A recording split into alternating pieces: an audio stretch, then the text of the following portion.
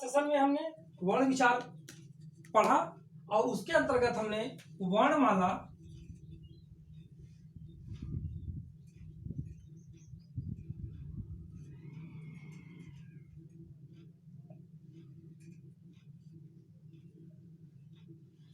का वर्गीकरण के अंतर्गत स्वर व्यंजन में स्वर को पढ़ा। अब हम इसके आगे व्यंजन को पढ़ने के पहले ये बता दें अयोगवाह क्या होता है। अयोगवाह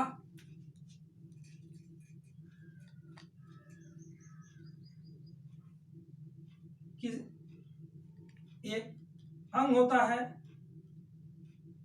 और एक अ होता है। ये दो होते हैं, एक को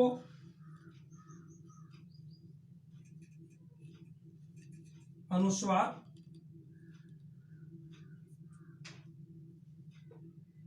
और एक को बोलते हैं विसर्ग।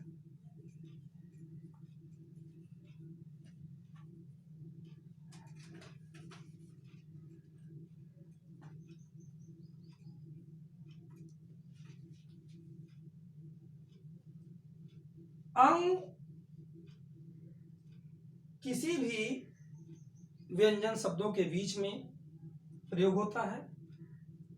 यह हिंदी वर्णमाला में जो व्यंजन है, व्यंजन का जो न अक्षर है उसी के समान इसका उच्चारण किया जाता है। और जो यह विसर्ग है यह हिंदी वर्णमाला के ह अक्षर के समान इसका उच्चारण किया जाता है। जिस प्रकार से प्रातः,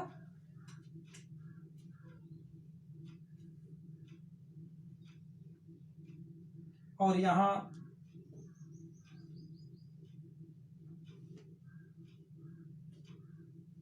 संसार एक शब्द हमने लिखा, इसमें यह बिंदी आया वो अनुस्वार हुआ, विसर्ग ह आया, बिंदी लगा, वह इसका उच्चारण किए प्रातः। विसर्ग की एक विशेषता और भी है, यह तत्सम रूप में प्रयोग होता है, प्रायः नहीं, यह हमेशा शब्द के अंत में ही आता है, यह इसकी विशेषता है। अब हम बात करेंगे व्यंजन की। व्यंजन मूलतः 33 होते हैं। 33 व्यंजन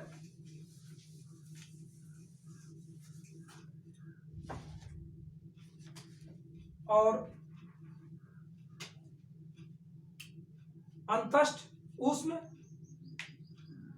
द्विगुण, अयोगवाह आदि को मिलाकर के इनकी संख्या 41 हो जाती है, जिसके आधार पर हिंदी वर्णमाला में कुल 52 अक्षर होते हैं।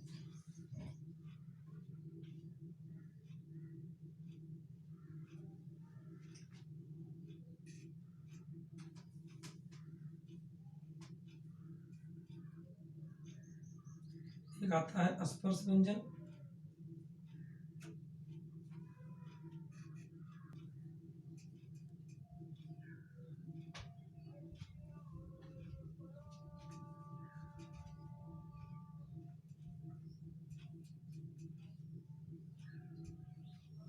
यहां आप देख रहे हैं 33 मूल व्यंजन जो होते हैं वो स्पर्श, अंतष्ट और ऊष्म व्यंजन। संयुक्त व्यंजन 4, द्विगुण 2, अयोगवाह 2। इस प्रकार से इन सबको मिलाते हैं 4, 2, 6, 2, 8, 2, 10, 11 के हाथ लगा, 1 और 3, 1, 4, ये 41 और ये 11, कुल मिला के 52। स्पर्श व्यंजन में क वर्ग से लेकर के अंतिम वर्ग जो आपका है प वर्ग के ये 25 व्यंजन।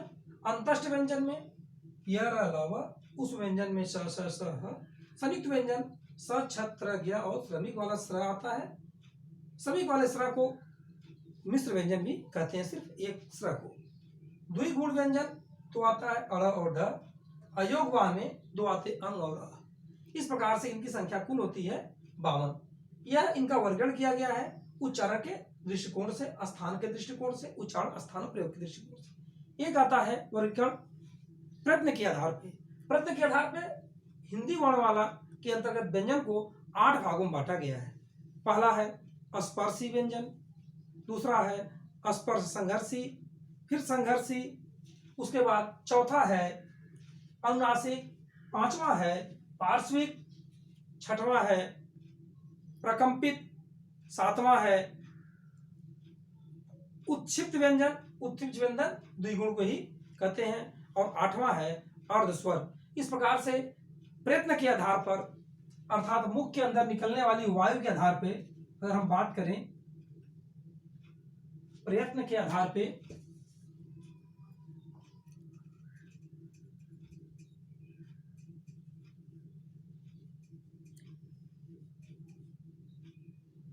कितने भाग हैं इसके? 8।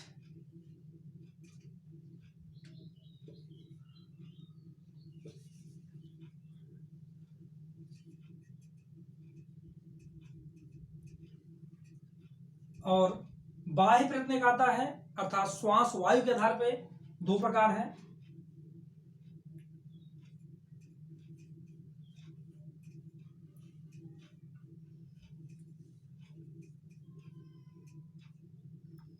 एक है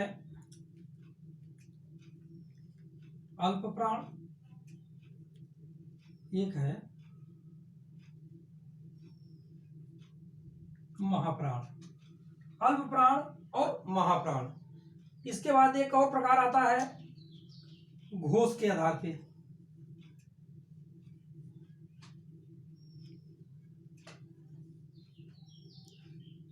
यह भी 2 है, एक है स्वघोष, दूसरा है अघोष। अब आप देख रहे हैं कि एक व्यंजन का यह प्रकार है, एक प्रयत्न के आधार पे 8 हमने बताया आपको। उसके बाद है श्वास के आधार पे अल्प प्राण, महाप्राण। इसको बोलने में अल्प प्राण, प्राण का तात्पर्य है श्वास वायु से, श्वास वायु जो हम हवाले ऑक्सीजन लेते हैं जिसे हम बोलते हैं प्राणवायु भी, वहीं से शब्द लिया गया अल्प प्राण। अल्प प्राण में हम ये देखते हैं कि जब हम किसी भी शब्द को बोलने में, अक्षर को बोलने में, वर्ण को बोलने में जो हमारे द्वारा हवा की मात्रा प्रयोग की जाती है वो अल्प मात्रा में होती है। यह हिंदी वर्णमाला के कौन कौन से अक्षर इसके अंतर्गत आते हैं, इसको ध्यान से देखिए। तो आप ये देख रहे हैं कि प्राणवायु के साथ जो अल्प प्राण है उसमें प्रत्येक वर्ग का, प्रत्येक वर्ण वर्ग का पहला, तीसरा और पांचवा वर्ण क्या होगा? अल्प प्राण होगा। महाप्राण में कौन शब्द आएंगे, कौन अक्षर आएंगे? प्रत्येक वर्ण का दूसरा, चौथा और ऊष्म वर्ण।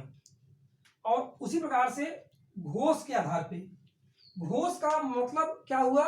जब हम ध्वनि का उच्चारण करते हैं, ध्वनि के उच्चारण के करते समय मुख से ध्वनि के कंपन या झंकृत होने के साथ जो वायु निकलती है मुख से, उसे हम घोष कहते हैं। इसमें 2 प्रकार होता है।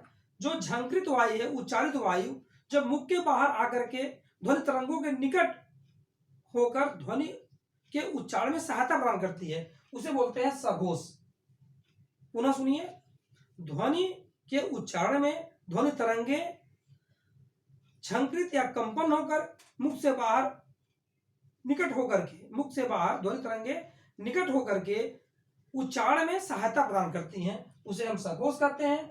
जब यही ध्वनि तरंगे मुख से बाहर आकर के दूर फैल जाती हैं और कंपन या झंकृति नहीं पैदा करती, वायु सीधे मुख से बाहर निकलता, उसे बोलते हैं अघोष। अघोष और सघोष में अंतर आपने देखा। इसमें मूल अंतर जो है वो ध्वनि के झंकृत या ध्वनि के कंपन होने की स्थिति है, जिसमें हम सघोष में प्रत्येक वर्ग का तीसरा, चौथा, पांचवा और अंतस्थ व्यंजन आता है, और अघोष में पहला, दूसरा और ऊष्म व्यंजन अघोष में आता है। इसके साथ हम देखेंगे कुछ और बिंदु हैं जो व्यंजन के लिए महत्वपूर्ण है। जिस प्रकार से आप देखे होंगे स्वराघात और बलाघात। स्वराघात और बलाघात में होता क्या है कि जब हम किसी शब्द को, किसी वर्ण को बल दे करके उसके अर्थ और भाव को और स्पष्ट करने का प्रयास करते हैं तो वहां स्वराघात होता है। और एक शब्द आता है अनुतान। अनुतान क्या है? शब्द या वाक्य के बोलने में जब आरोह या अवरोह की स्थिति होती है उसे हम अनुतान कहते हैं। इस प्रकार से व्यंजन को आपने देखा। व्यंजन के कुछ महत्वपूर्ण विशेषता यह है कि व्यंजन बिना स्वर के उच्चारित नहीं होता है। व्यंजन बिना स्वर के उच्चारित नहीं होता है। इसके साथ व्यंजन, प्रत्येक व्यंजन अपने अपने आकृति और स्वरूप को लिए रहता है। जब दो व्यंजन एक समान व्यंजन आपस में मिलते हैं उसे कहते हैं द्वित व्यंजन। यहां आपने देखा था द्विगुण व्यंजन, और ये क्या है, द्वित व्यंजन। जैसे एक शब्द आता है द्वित व्यंजन, द्वित्व, जैसे गन्ना, सच्चा। यहां दो समान व्यंजन के मिलने से जो शब्द बन रहा है, इस प्रकार के द्वित कहलाएंगे। इस द्वित व्यंजन का यह है एग्जाम्पल है। आगे हम देखेंगे, आप ये देखें कि द्वित व्यंजन गन्ना और सच्चा हो गया, इसका एग्जाम्पल है। तंत्र के आधार पे आपने देखा इसके 8 भाग होते हैं। श्वास के आधार पे ये, घोष के आधार पे 2, वर्णमाला के बाद जो बात आती है अगले सेशन की, उस सेशन में हम देखेंगे शब्द विचार के बारे में। आप सभी लोग इस लॉकडाउन के समय सोशल डिस्टेंसिंग तो बनाएंगे ही बनाएंगे, साथ ही साथ अपने समय का भी उपयोग करेंगे, जिसकी वजह से आने वाले समय में आपकी परीक्षाएं से संबंधित ज्ञानवर्धन आपका होता रहे। इसी आशा विश्वास के साथ धन्यवाद।